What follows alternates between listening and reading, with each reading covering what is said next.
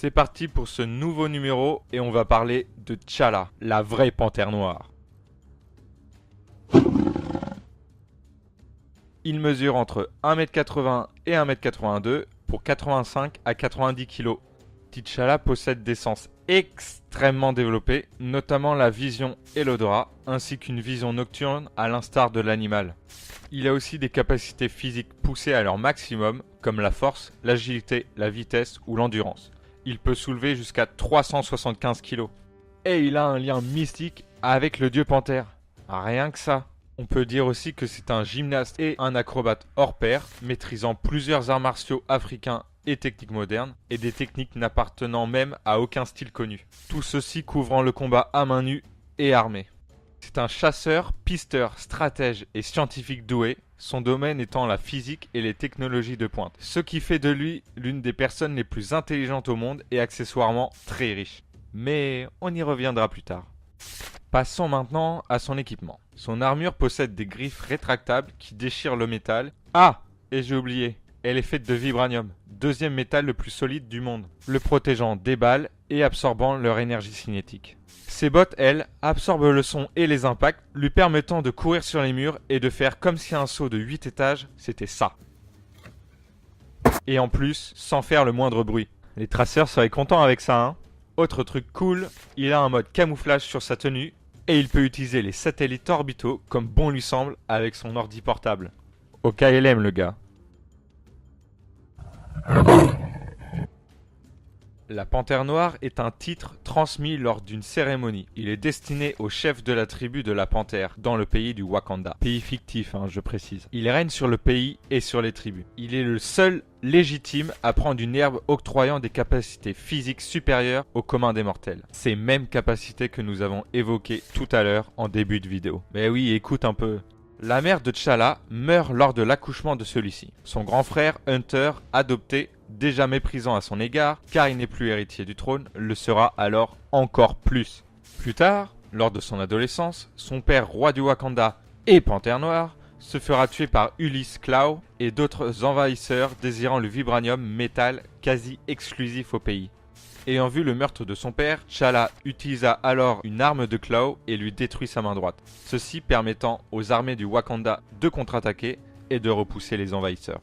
T'Challa part aux États-Unis étudier pour préparer la succession de son père. Il revient au Wakanda jeune adulte pour passer les épreuves du rituel et accéder au trône. Il vainquit son oncle qui avait acquis le rôle de panthère noire en attendant le retour de T'Challa. Il put enfin avoir accès à la plante magique et entrer en contact avec le dieu panthère. Et c'est ainsi qu'il devient la panthère noire.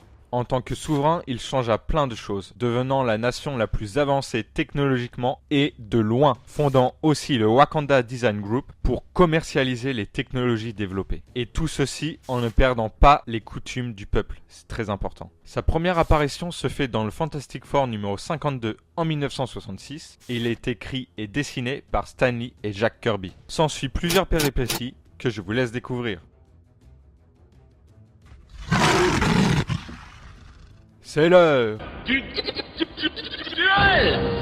Non, je rigole. C'est l'heure des anecdotes. Et je frappe fort pour la première. Parce que c'est le super-héros le plus riche du monde.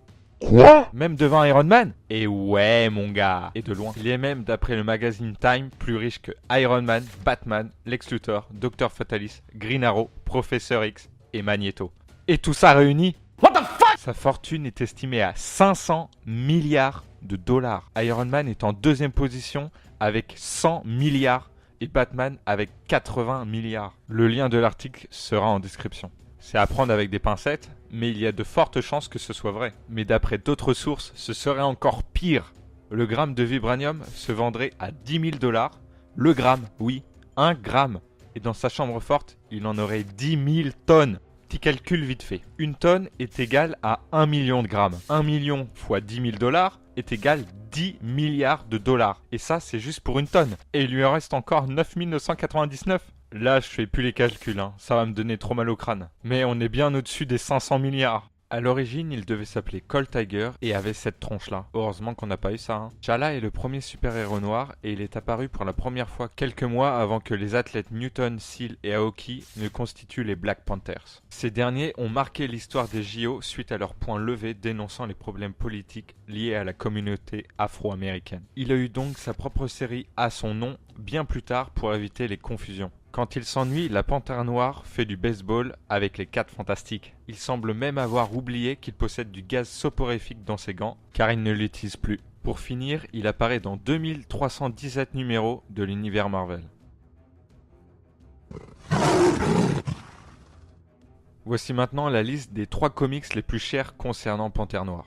Et on commence avec le Fantastic Four numéro 53 en 1966, et il vaut entre 800 et 1600 $. Ce sont les premières origines de la Panthère Noire. Vient ensuite le numéro 100 de Captain America en 1968, pourtant sorti 2 ans après, et il vaut entre 1000 et 2000 $. Et la première place est attribuée à sa première apparition dans le numéro 52 des 4 Fantastiques en 1966, et il vaut entre 2000 et 4000 $. Pour finir, nos lectures, il y en a 3. Le Fantastic Four numéro 52 et 53 de Stan Lee, Jack Kirby et Joe Sinnott. Le Black Panther numéro 1 à 6, volume 4 de Reginald Hudlin et John Romita Jr. Et pour finir, le Black Panther numéro 39 à 41, volume 4 de Jason Aaron et Jeff Tepalo. Je vous conseille les 2 dernières lectures, j'ai cependant ma petite préférence pour la dernière. T'Challa est sans doute le plus grand roi que le Wakanda ait jamais connu, mais aussi la Panthère Noire la plus connue et la plus puissante. Si vous avez aimé la vidéo, faites-le nous savoir. Si vous n'avez pas aimé la vidéo, faites-le nous savoir aussi. Ciao!